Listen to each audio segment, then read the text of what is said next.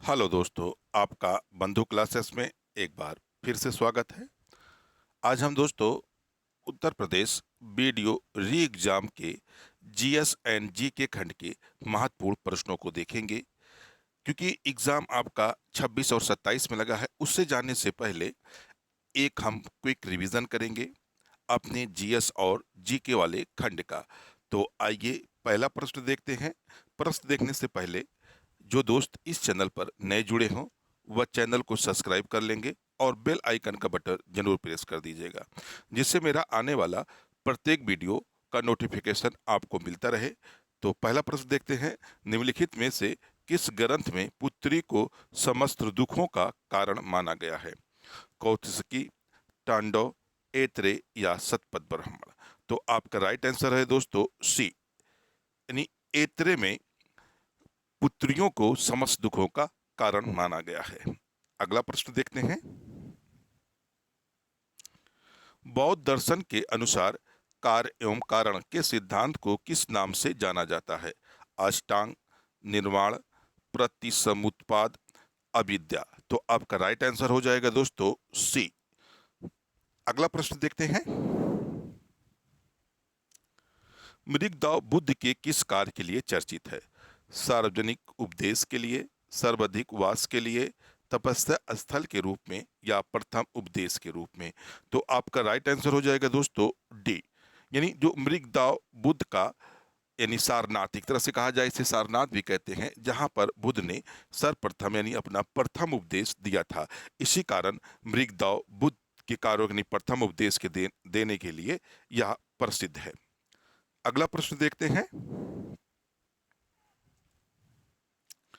गुप्तकालीन मिश्रित जातियों में अंबाष्ठ उन्हें कहा गया है जिनकी उत्पत्ति ब्राह्मण पिता और क्षत्रिय माता से, जिनकी उत्पत्ति ब्राह्मण पिता और वैश्य माता से, जिनकी उत्पत्ति ब्राह्मण पिता और शूद्र माता से, या जिनकी उत्पत्ति क्षत्रिय पिता और ब्राह्मण माता से? तो आपका राइट आंसर है दोस्तों बी, यानी जिनकी उत्पत्ति ब्राह्मण पिता और वैश्य माता से होती है उन्हें कहा गया है अंबष्ठ। अगला प्रश्न देखते हैं। कृष्णदेव राय ने अमुक्तमाल्यद ग्रंथ किस भाषा में लिखा था? संस्कृत, तमिल, तेलुगु या मराठी? तो आपका राइट आंसर हो जाएगा दोस्तों सी, तेलुगु भाषा में। अगला प्रश्न देखते हैं। निम्नलिखित संतों में किसने महबूबे इलाही की उपाधि धारण की थी? निजामुद्दीन औलिया, बहाउद्दीन जकरिया, बाबा फरीद या सैयद रूमी कलंदर? तो आपका राइट आंसर हो जाएगा दोस्तों ए, निजामुद्दीन औलिया। अगला प्रश्न देखते हैं। किस वायसराय के काल में पहली बार पाकिस्तान की मांग की गई? ब्लिंगटन, लिनलिथगो, लॉर्ड बेबल या इरविन? तो आपका राइट आंसर है दोस्तों बी, लिनलिथगो के काल में पहली बार पाकिस्तान की मांग की गई थी। अगला प्रश्न देखते हैं। कांग्रेस ने किस अधिवेशन में पहली बार देशी रियासतों के प्रति अपनी नीति घोषित की थी? 1928 के कलकत्ता अधिवेशन में, 1920 के नागपुर अधिवेशन में, 1937 के फैजपुर अधिवेशन में या 1940 के रामगढ़ अधिवेशन में? तो सर्वप्रथम कांग्रेस द्वारा 1920 के नागपुर अधिवेशन में देशी रियासतों के प्रति अपनी नीति बताई गई थी, इसलिए आपका राइट आंसर क्या होगा? बी। अगला प्रश्न देखते हैं। राष्ट्रीय शिक्षा की अवधारणा का प्रतिपादन किस आंदोलन के दौरान हुआ था? स्वदेशी आंदोलन, असहयोग आंदोलन, होम रूल आंदोलन या सविनय अवज्ञा आंदोलन? तो आपका राइट आंसर है दोस्तों ए, स्वदेशी आंदोलन। अगला प्रश्न देखते हैं। संगम युग का कौन सा ग्रंथ बौद्ध धर्म से संबंधित था?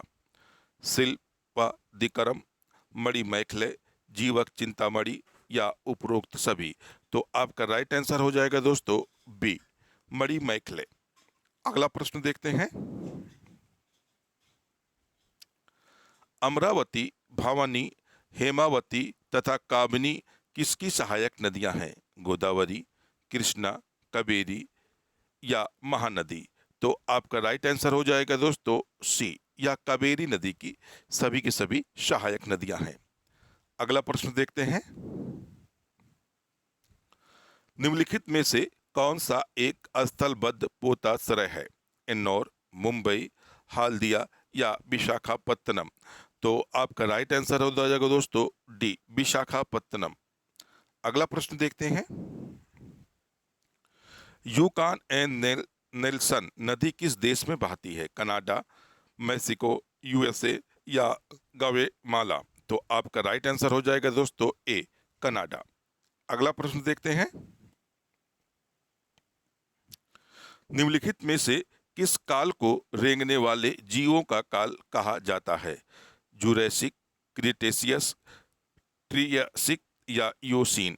तो आपका राइट आंसर है दोस्तों ट्रियासिक। अगला प्रश्न देखते हैं। निम्नलिखित में से पूर्वी घाट की सर्वोच्च चोटी है? महेंद्रगिरी, विशाखापत्तनम, अन्नामुडी या माल्यागिरी शिखर? तो आपका राइट आंसर है दोस्तों बी, विशाखापत्तनम। अगर हम दक्षिण भारत की सर्वोच्च चोटी की बात करें तो कौन हो जाएगी? अन्नामुडी, जिसकी ऊंचाई 2695 मीटर है, यानी 2695 इसकी मीटर ऊंचाई है, या जो है दक्षिण भारत की सर्वोच्च चोटी है। लेकिन क्वेश्चन आपसे पूछ रहा है पूर्वी घाट की सर्वोच्च चोटी, तो इसमें जो दी है निम्नलिखित में विशाखापत्तनम जो है पूर्वी घाट की सर्वोच्च चोटी है। अगला प्रश्न देखते हैं। बैरा सियाउल जल विद्युत परियोजना अवस्थित है? मणिपुर में, हिमाचल प्रदेश में, अरुणाचल प्रदेश में या जम्मू कश्मीर में? तो आपका राइट आंसर है दोस्तों बी, हिमाचल प्रदेश में। अगला प्रश्न देखते हैं। निम्नलिखित में से किसमें जीरो अक्षांश और जीरो देशांतर की भौगोलिक स्थिति है? दक्षिण आंध्र महासागर में, पश्चिमी अफ्रीकी देश घना में, इंग्लैंड में ग्रीनविच वेधशाला में, भूमध्य सागर में? तो आपका राइट आंसर हो जाएगा दोस्तों ए, दक्षिण आंध्र महासागर में। अगला प्रश्न देखते हैं। बिली बिली है एक प्रकार का वृक्ष जो शीतोष्ण कटिबंध में उगता है, एक प्रकार की हवा जो मरुस्थल में चलती है, लक्षद्वीप समूह के निकट समानता पाई जाने वाली मछली का एक प्रकार, या उत्तर पश्चिम ऑस्ट्रेलिया का उष्णकटिबंधीय चक्रवात? तो आपका राइट आंसर है दोस्तों डी, यानी जो बिली बिली है या उत्तर पश्चिम ऑस्ट्रेलिया में पाया जाने वाला एक कटिबंधीय चक्रवात का नाम है, यानी बिली बिली कहा जाता है। तो अगला प्रश्न देखते हैं। अगला प्रश्न है, कश्मीर की घाटी कांगड़ा एवं कुल्लू घाटी अवस्थित है? ट्रांस हिमालय में, शिवालिक हिमालय में, महान हिमालय में या लघु हिमालय में? तो आपका राइट आंसर है दोस्तों डी, यानी लघु हिमालय में। कश्मीर घाटी, कांगड़ा व कुल्लू घाटियां किस हिमालय में पाई जाती हैं? तो लघु हिमालय में ये अवस्थित हैं। अगला प्रश्न देखते हैं। निम्नलिखित में से कौन कैब्रियन काल से संबंधित कथन असत्य है? औषधि शैलों का निर्माण, विंध्याचल पर्वतमाला का निर्माण, सर्वप्रथम वनस्पति एवं जीवों की उपस्थिति, रीढ़ वाले जीवों का काल? तो आपका दोस्तों यह जो उत्तर है यह डी सही होगा, क्योंकि रीढ़ वाले जो जीव हैं या कैरिबियन काल से संबंधित नहीं है। अगला प्रश्न देखते हैं। कश्मीर की पीर पंजाल श्रेणी किस प्रकार के वलन का उदाहरण है? असममित वलन, सममित वलन, अधिवलन या एक दिग्गनत? तो आपका राइट आंसर हो जाएगा दोस्तों सी, अधिवलन। अगला प्रश्न देखते हैं। संविधान की छठी अनुसूची में इनमें से किस राज्य में लागू नहीं होती? असम, मणिपुर, मेघालय, मिजोरम? तो आपका राइट आंसर हो जाएगा दोस्तों बी, यानी मणिपुर में यह जो छठी अनुसूची है यह लागू नहीं होती। जो छठी अनुसूची है पूर्वोत्तर के 4 राज्यों में इनका संचालन किया जाता है। पहला असम, मेघालय, मिजोरम और अगर अगले की बात करें तो त्रिपुरा, यानी इसी 4 राज्यों में छठी सूची का संचालन किया जाता है, जिसमें मणिपुर शामिल नहीं है। अगला प्रश्न देखते हैं। भारतीय संघवाद को शाकाहारी संघवाद किसने कहा है? ऑस्टिन, विस्काउंट, प्रैक्टिक या चर्चिल? तो आपका राइट आंसर हो जाएगा दोस्तों ए, ऑस्टिन। अगला प्रश्न देखते हैं। निम्नलिखित में से किस अधिनियम ने भारतीय प्रशासन में भागीदारी की नींव डाली? रॉलेट एक्ट 1919, भारतीय परिषद अधिनियम 1909, भारतीय परिषद अधिनियम 1892 या चार्टर एक्ट 1833? तो आपका राइट आंसर हो जाएगा दोस्तों डी, चार्टर एक्ट 1833। अगला प्रश्न देखते हैं। भारत की संचित निधि से कोई धन किसके द्वारा निकाला जा सकता है? विनियोग विधेयक, अतिरिक्त अनुदान, अनुपूरक अनुदान या अनुदान का अनुरोध? तो आपका राइट आंसर हो जाएगा दोस्तों ए, विनियोग विधेयक के माध्यम से। अगला प्रश्न देखते हैं। भारत की कौन सी ऐसी रियासत थी जिसके प्रतिनिधि संविधान सभा में सम्मिलित नहीं थे? हैदराबाद, जम्मू कश्मीर, जूनागढ़ या हैदरगढ़? तो आपका राइट आंसर है दोस्तों ए, हैदराबाद। अगला प्रश्न देखते हैं। निम्नलिखित में से कौन सा आधिकारिक दस्तावेज भारत से संबंधित है? हरित पत्र, श्वेत पत्र, पीत पुस्तिका या नीली पुस्तिका? तो आपका राइट आंसर है दोस्तों बी, श्वेत पत्र। अगला प्रश्न देखते हैं। निम्नलिखित में से कौन सी समिति केवल निचले सदन की है? आश्वासन समिति, प्रकलन समिति, प्रत्यायोजित विधान संबंधी समिति या लोक उपक्रम की समिति? तो आपका राइट आंसर हो जाएगा दोस्तों बी, प्रकलन समिति। यह जो होती है लोकसभा से संबंधित होती है, जिसके सारे के सारे 300 सदस्य जो होते हैं, यानी जो इसके 300 सदस्य होते हैं किससे होते हैं? लोकसभा से होते हैं। इसीलिए इसे निचले सदन की समिति भी कहा जाता है। अगला प्रश्न देखते हैं। निम्नलिखित में से कौन सा युग्म सुमेलित नहीं है? अनुच्छेद 153 राज्यों के राज्यपाल की बात करता है, अनुच्छेद 156 राज्यपाल की पदावधि की बात करता है, अनुच्छेद 159 राज्यपाल द्वारा शपथ ग्रहण की बात करता है, या अनुच्छेद 155 राज्यपाल को हटाने की बात करता है? तो पूछ रहा है कि कौन सा युग्म जो है सुमेलित नहीं है। तो आपका डी वाला युग्म सुमेलित नहीं है, क्योंकि 155 राज्यपाल को हटाने की बात ना कर कर इसकी नियुक्ति की बात करता है, हटाना नहीं, नियुक्त की बात करता है, नियुक्त की बात करता है। इसलिए आपका विकल्प डी सही हो जाएगा। अगला प्रश्न देखते हैं।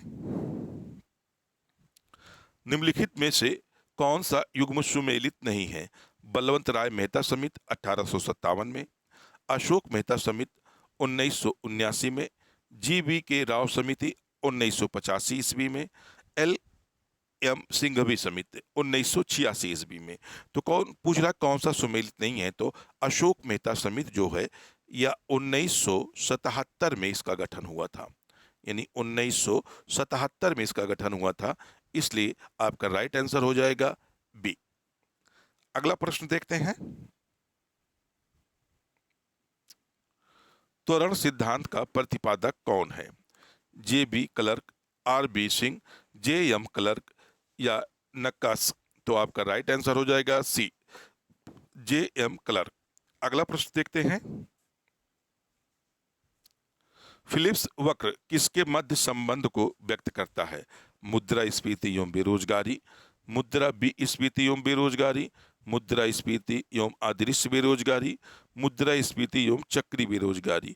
तो आपका राइट आंसर हो जाएगा दोस्तों ए, मुद्रास्फीति एवं बेरोजगारी के मध्य का संबंध फिलिप वक्र बताता है।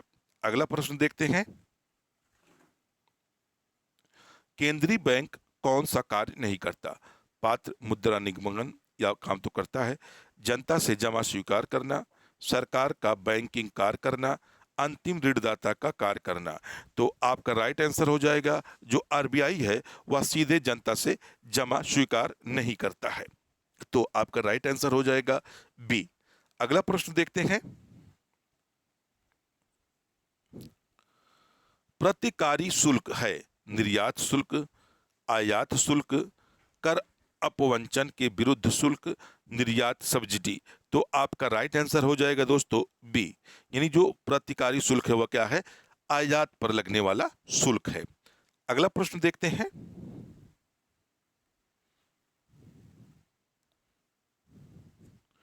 कस्तूरबा गांधी बालिका विद्यालय योजना का आरंभ किस वर्ष में किया गया था? 2004 में, 2005 में, 2010 में, 2012 में। तो आपका राइट आंसर है दोस्तों ए, 2004 में। अगला प्रश्न देखते हैं। जब अर्थव्यवस्था में अवसाद की दशा विद्यमान होती है तो राजकोषीय नीति अपनाई जाती है। विस्तारवादी, संकुचनवादी, दोनों, या कोई बदलाव नहीं किया जाता। तो आपका राइट आंसर हो जाएगा दोस्तों विस्तारवादी, यानी कौन सी नीति अपनाई जाती है? विस्तारवादी, विस्तारवादी नीति को अपनाया जाता है। तो इसलिए आपका राइट आंसर हो जाएगा दोस्तों ए, विस्तारवादी नीति। अगला प्रश्न देखते हैं। इकोनॉमिक सर्वे भारत के किस अधिकृत व्यक्ति द्वारा तैयार किया जाता है? प्रधानमंत्री के आर्थिक सलाहकार, गवर्नर आरबीआई द्वारा, डिप्टी चेयरमैन योजना आयोग द्वारा, या चीफ इकोनॉमिक एडवाइजर द्वारा। तो आपका राइट आंसर हो जाएगा दोस्तों डी, यानी जो भारत का इकोनॉमिक सर्वे तैयार होता है वह चीफ इकोनॉमिक्स एडवाइजर के द्वारा यह सर्वे तैयार किया जाता है। अगला प्रश्न देखते हैं। भारत में आयकर को प्रारंभ करने में किसकी भूमिका महत्वपूर्ण है? Lord Macaulay, James Wilson, sir sir Charles Wood, William Jones. तो आपका राइट आंसर हो जाएगा जेम्स विल्सन, यानी जेम्स विल्सन ने सर्वप्रथम 1860 ईस्वी में आयकर को लाया था। आइए अपना प्रश्न, अगला प्रश्न देखते हैं। निम्नलिखित में से कौन सा पदार्थ फोटोग्राफी में एंटीक्लोर के रूप में प्रयुक्त किया जाता है? केल्गन, हाइड्रोपराक्साइड, सोडियम नाइट्रेट, या सोडियम थायोसल्फेट। तो आपका राइट आंसर हो जाएगा दोस्तों डी, सोडियम थायोसल्फेट। अगला प्रश्न देखते हैं। निम्नलिखित में से कौन सा रोग विषाणुओं द्वारा होता है? मलेरिया, काला ज्वार, खसरा, या काली खांसी। तो आपका राइट आंसर हो जाएगा दोस्तों सी, खसरा, यानी खसरा रोग जो है या विषाणुओं के द्वारा फैलाया जाता है। अगला प्रश्न देखते हैं। टूथपेस्ट बनाने हेतु निम्न में से प्रयुक्त रसायन है? Calcium oxide, calcium hydroxide, calcium phosphate, या इनमें से कोई नहीं। तो आपका राइट आंसर हो जाएगा दोस्तों सी, कैल्शियम फास्फेट। अगला प्रश्न देखते हैं। निम्नलिखित में से कौन सा पादप हार्मोन नहीं है? ट्राउमेटिन, फ्लोरीजेंस, ऑक्सिन, या फ्लोरीजेंस। तो आपका राइट आंसर है क्लोरीजेंस। अगला प्रश्न देखते हैं। प्लेग्रा किस विटामिन की कमी के कारण होता है? थायमीन, निकोटिनिक अम्ल, टोकोफेरॉल, या नेफ्थोकिनोन। तो आपका राइट आंसर हो जाएगा दोस्तों निकोटिनिक अम्ल। इसी को हम लोग विटामिन B5 कहते हैं, यानी इसी को निकोटिनिक अम्ल को ही हम लोग क्या कहते हैं? Vitamin B5। अगला प्रश्न देखते हैं। राडार का उपयोग किस लिए किया जाता है? सौर विकिरण का पता लगाने के लिए, जहाजों, वायुयानों आदि को ढूंढने एवं मार्ग निर्देश करने के लिए, ग्रहों को देखने के लिए, या भूकंपों की तीव्रता का पता लगाने के लिए। तो आपका राइट आंसर हो जाएगा दोस्तों बी, जहाजों, वायुयानों आदि को ढूंढने एवं मार्ग निर्देशन करने के लिए हम लोग क्या करते हैं? राडार का इस्तेमाल करते हैं। अगला प्रश्न देखते हैं। 2011 की जनगणना के अनुसार उत्तर प्रदेश में न्यूनतम जनसंख्या घनत्व वाला जिला है? हमीरपुर, चित्रकूट, महोबा, या भदोही। तो आपका राइट आंसर है दोस्तों ए, हमीरपुर, यानी 2001 की जनगणना के अनुसार सर्वाधिक सबसे कम जन घनत्व किस जिले में पाया जाता है? तो हमीरपुर जिले में सबसे कम जन घनत्व पाया जाता है। अगला प्रश्न देखते हैं। सर्वाधिक पुरुष स्त्री साक्षरता दर में अंतर वाला राज्य है? एक की जनगणना के अनुसार बिहार, झारखंड, राजस्थान या उत्तर प्रदेश? तो आपका राइट आंसर है दोस्तों बी, झारखंड। यानी झारखंड में स्त्री और पुरुष जो साक्षरता दर है इनमें काफी अंतर मिलता है। अगला प्रश्न देखते हैं। निम्नलिखित में से कौन सा युग्म सुमेलित नहीं है? बटेश्वर मेला आगरा, सोरो मेला कासगंज, नककटैया मेला वाराणसी या मुड़िया मेला मेरठ? तो आपका जो राइट आंसर है वो डी, यानी मुड़िया मेला का आयोजन मेरठ में नहीं किया जाता। बाकी बटेश्वर मेले का आयोजन आगरा में किया जाता है, शोरो मेले का जो आयोजन है वह कासगंज में किया जाता है, नककटैया मेला ये वाराणसी में आयोजित किया जाता है। आइए अगला प्रश्न देखते हैं। नौह झील स्थित है महोबा, झांसी, हरदोई या मथुरा? तो आपकी जो नौह झील है या मथुरा जिले में स्थित है। अगला प्रश्न है। उत्तर प्रदेश का पहला पक्षी विहार था? नवाबगंज पक्षी विहार उन्नाव, पटना पक्षी विहार एटा, लाग बहोशी पक्षी विहार कन्नौज, सांडी पक्षी विहार हरदोई? तो आपका राइट आंसर है दोस्तों ए, यानी उत्तर प्रदेश का जो पहला पक्षी विहार है वह नवाबगंज पक्षी विहार उन्नाव, अब इसी को हम चंद्रशेखर आजाद पक्षी विहार भी कहते हैं। और पटना पक्षी विहार एटा में स्थित है, लाग बहोशी पक्षी विहार या भी कन्नौज के अमेठी में स्थित है, रायबरेली में स्थित है दोस्तों, और सांडी पक्षी विहार हरदोई में स्थित है। आइए अगला प्रश्न देखते हैं। विश्व खाद्य दिवस मनाया जाता है 14 अक्टूबर, 16 अक्टूबर, 12 नवंबर या 16 नवंबर? तो आपका राइट आंसर है दोस्तों बी, 16 अक्टूबर को प्रत्येक वर्ष विश्व खाद्य दिवस मनाया जाता है। अगला प्रश्न है। सीपीयू का पूरा नाम है computer processing unit, control processing unit, central processing unit या चीफ प्रोसेसिंग यूनिट? तो आपका राइट आंसर है दोस्तों सी, सेंट्रल प्रोसेसिंग यूनिट। तो दोस्तों आपको यह वीडियो कैसा लगा आप हमें कमेंट बॉक्स में बताएंगे, और दोस्तों चैनल को सब्सक्राइब और वीडियो को लाइक और शेयर करना ना भूलिएगा दोस्तों। तो फिर मिलते हैं अगले वीडियो में, जब तक के लिए धन्यवाद दोस्तों।